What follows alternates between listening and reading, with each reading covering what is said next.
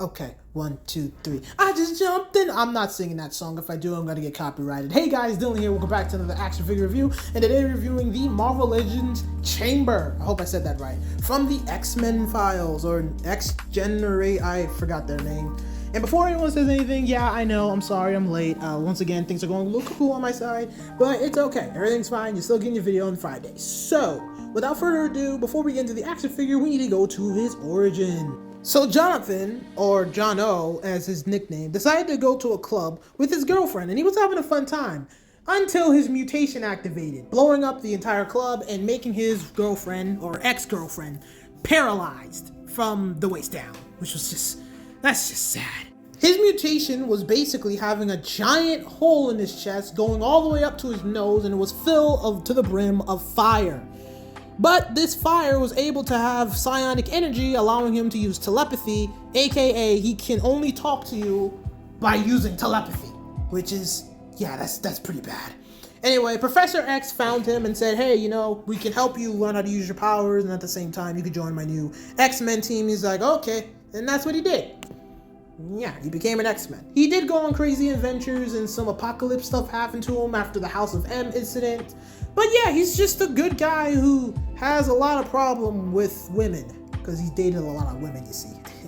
But anyway, on to the action figure.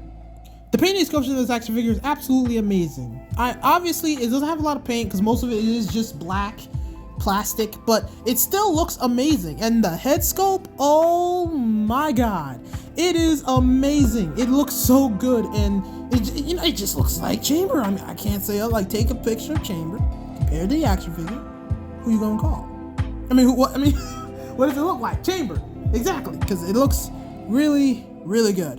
Yeah, the whole figure itself is just great, man. Honestly, I'm spoiling it, I know, but it just looks good. It's an enjoyable action figure. I can't say anything else, man. I love the detail of that special material he has on his shirt. It's the same thing he uses to cover his mouth.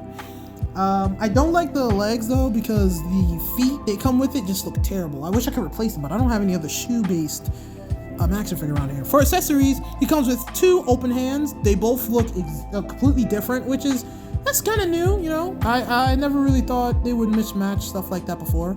I'm not complaining. It looks amazing. I like it personally. It looks real real nice, real nice. And his second accessory that I made, a custom face. Now, obviously that thing doesn't look good, but it's decent.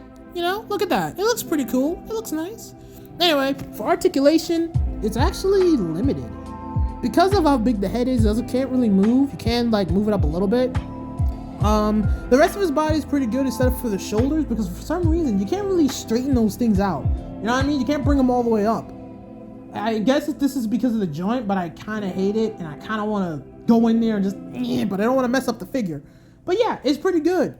Looking at this thing, I thought it'd be tight, but it's not. It's actually really, really smooth. And plus, you can't really wish for so much articulation. For what I know, Chamber doesn't actually do a lot of, running and stuff. At least from what I've seen picture-wise. So I'm not really complaining. I just wish I could fix it. It's not bad, obviously. It's moving great. It's just the the customizing side of me is like, oh hell no, this thing needs to be modified now. But yeah, it's pretty, it's good. It's nice. I likes it. I likes it a lot.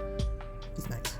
And it's time for my conclusion. For painting and sculpture, it gets a star. For articulation and accessories, it gets a star. Even if I had to make one, I don't care. It gets a star.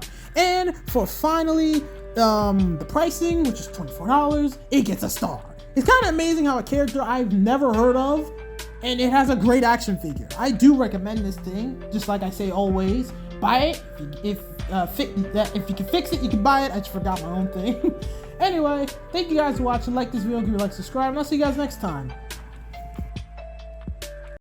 Oh, look! It's the Flash! Now, why was the kid not allowed in the movie theater? Because it was rated R. You kidding me? Are you kidding? Understand that this was not the Flash I wanted. I wanted to get the Flash from the Flashpoint line, but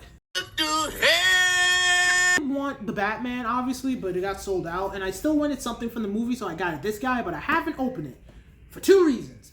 Number 1, I haven't watched the movie yet, so I want to see if this is good before I open this thing up. And second, there are a lot of things we gotta get through before we even get to this guy.